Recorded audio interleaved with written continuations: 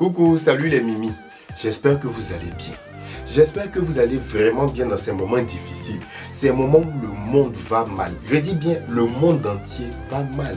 Entre les histoires de guerre, de maladies, d'épidémies, de catastrophes, Vraiment, j'espère que vous avez le moral. J'espère que vous avez cette force-là de vous dire que nous sommes en train de traverser une mauvaise passe. Bientôt, ça sera un mauvais souvenir. J'espère que cette force-là s'est réveillée en vous. Si elle ne s'est pas réveillée, que vous n'avez pas le moral, venez me regarder. Venez me regarder. Je vais vous donner la force. Je vais vous donner le courage. Je vais vous donner la joie de vivre. Attends, moi-même je me prends pour qui même? Que je vais vous donner la joie de vivre. Aïe. Aujourd'hui, je viens vous parler du sujet que j'avais annoncé dans la précédente vidéo. Pour ceux qui n'ont pas vu la précédente vidéo là, retournez-vous. Vous n'avez qu'à vous reculer, aller en arrière. La précédente vidéo parlait de la taille. J'ai demandé est-ce que la taille compte. Quand je parle de la taille, chez l'homme, je parle de la taille de son sexe. Et chez la femme, je parle de la taille de ses lolos et de ses fesses. Donc si vous n'avez pas vu, que vous cherchez à savoir de quoi il est question, vous n'avez qu'à retourner. Comme j'ai dit, aujourd'hui je vais aborder le sujet que j'avais annoncé dans la précédente vidéo. Donc le sujet en question est: que pensez-vous des personnes qui sortent avec des personnes mariées? Que ce soit homme ou femme. Parce que, dans la précédente vidéo, j'avais dit que pensez-vous des femmes qui sortent avec les hommes mariés? Mais ce n'est pas femme seulement qui fait. Donc que pensez-vous des personnes qui sortent avec des personnes qui sont déjà mariées? Ces personnes-là sont à blâmer? Ou bien c'est le mari qui sort avec la personne qui est à blâmer? Ou bien c'est la personne qu'on trompe qui est à blâmer?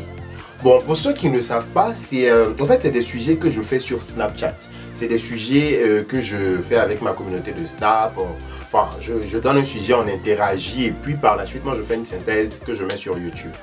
Et le sujet de cette semaine est donc: que pensez-vous des personnes qui sortent avec les gens mariés? Qui est à blâmer? Et j'ai eu énormément de réponses entre ceux qui disent que c'est le mari, la fille, la femme. Vraiment, j'ai eu énormément de réponses. Donc là, je vais prendre cas par cas pour détailler. Il ne faudrait pas que j'oublie quelque chose. Hein?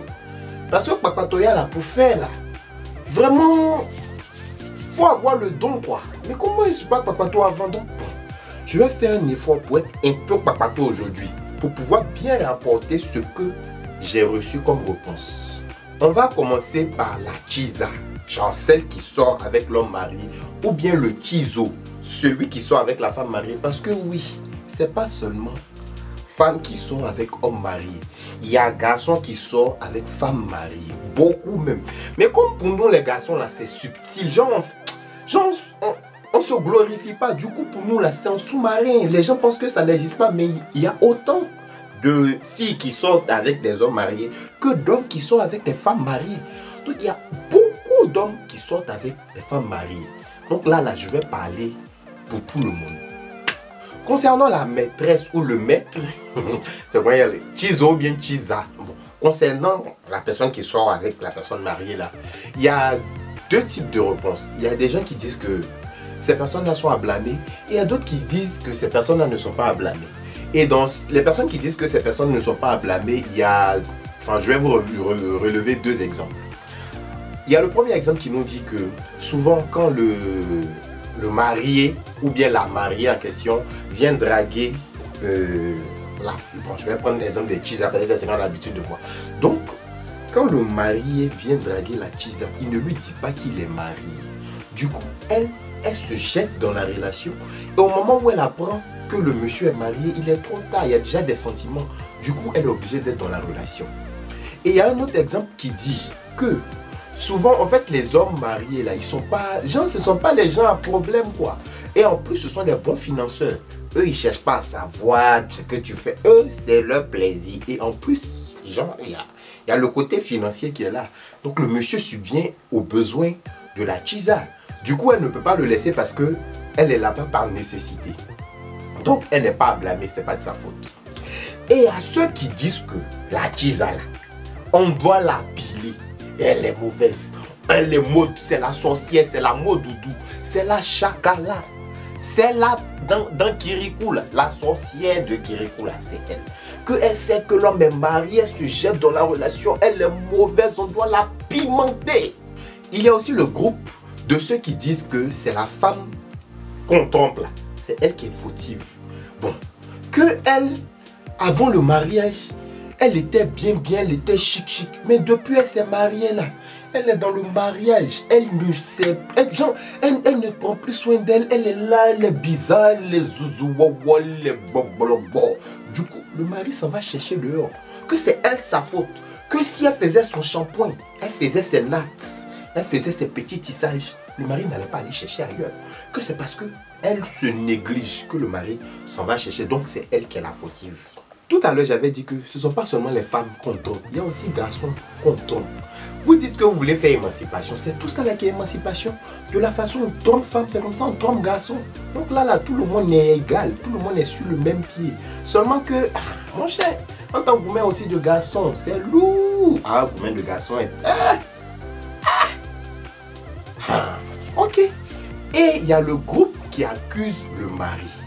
Ils disent que le mari, il est conscient qu'il est marié. Mais malgré ça, il s'en va chercher dehors. Genre, c'est lui qui est au courant de ce qui se passe dans les deux camps. Mais malgré ça, il fait fi de son mariage et il va draguer la tisa. Donc c'est lui-même. C'est lui, là, on doit attraper ses deux pieds. Attraper ses testicules-là. Couper comme ça et puis on peut faire omelette. C'est ce qu'on dit, on a qu'à faire au mari. Qu'il est mauvais. Il est mauvais, son fond est noir, il n'a pas... Et qu'il est méchant. Et il y a ceux qui disent que le mari n'est pas à blâmer. Et quand le mari n'est pas à blâmer, là, c'est que c'est la femme qui est à blâmer. Parce que ce sont les mêmes qui ont dit que la femme, c'est parce qu'elle ne prend pas soin d'elle que son mari va voir ailleurs. Ce sont les mêmes qui disent que c'est pour ça le mari, il va voir ailleurs. Donc il n'est pas à blâmer. C'est sa femme qui est à blâmer. Bon, en gros, voici ce que j'ai obtenu comme réponse. Genre quand j'ai fait la synthèse, c'est ce que j'ai obtenu comme réponse. Maintenant, moi, mon avis. Ce que j'en pense. Qu'est-ce que j'en pense? Qui est à blâmer? Bon, déjà je tenais à dire que quand nous devons donner notre avis concernant un sujet ou nous devons donner un conseil à quelqu'un, ne nous laissons pas influencer par notre propre vie. Avant de donner le conseil à la personne, il faudrait se mettre à la place de la personne. Quand je dis se mettre à la place de la personne, c'est-à-dire parcourir tous les parcours de la vie de la personne là. Parce que la vie, c'est une succession d'événements. C'est ce qui a fait que cette personne est arrivée au résultat qui est sous nos yeux là. Ne nous limitons pas à ce qu'on voit à l'instant T. Ça remonte à bien longtemps. Donc avant de donner notre avis, essayons de nous mettre dans la peau de la personne qui a besoin de notre avis. Moi, dans cette histoire-là, je ne blâme personne. Dans cette histoire-là, tout le monde a ses torts et tout le monde a aussi ses raisons. Je ne blâme ni la femme mariée, je ne blâme ni la tisa ou le tiso, je ne blâme ni l'homme marié, je ne blâme personne parce que je ne sais pas ce qui les a poussés à agir de la sorte. Je ne sais pas ce qui les a poussés à vouloir chercher ailleurs ou bien à être dans cette situation-là. Parce qu'il n'y a pas de réponse standard. Il n'y a pas, tu vas jamais voir, ils vont dire que c'est en fonction de ça que l'autre a fait ça. Il n'y a pas. Il y a l'expérience de vie de chacun qui interfère dans la décision prise. Donc moi, perso, je ne peux blâmer personne.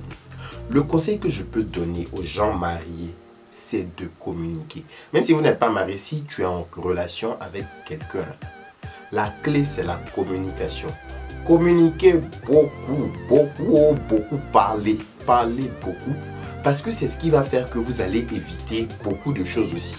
C'est ce qui va faire que chacun va respecter mutuellement. Genre, le respect sera mutuel. Et c'est ce qui va faire que l'amour va grandir. Si tu es dans une relation, et aussi, il ne faut pas oublier la partie là. Surtout, soyez acteurs de vos relations. Ne vous dites pas que, ah, c'est là, je suis assis, c'est fini. Non, tu es assis, c'est pas fini. Tous les jours, vous devez vous réinventer. Vous devez nourrir cet amour-là. Vous devez, en tout cas, vous devez vous surpasser.